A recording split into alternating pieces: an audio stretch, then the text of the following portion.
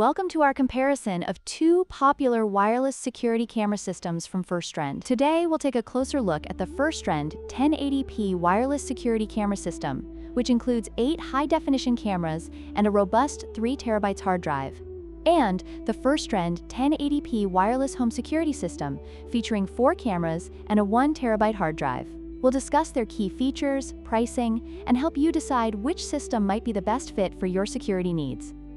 When it comes to pricing, the Firstrend 1080p wireless security camera system is priced at $380, making it a premium option with more features. In contrast, the Firstrend 1080p wireless home security system is available for just $209, offering a more budget-friendly alternative. This significant price difference is something to consider based on your budget and the features you require.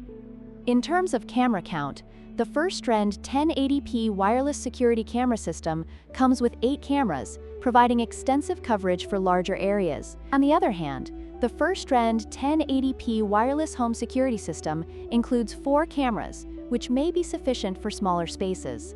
This difference in camera quantity can greatly affect your surveillance capabilities.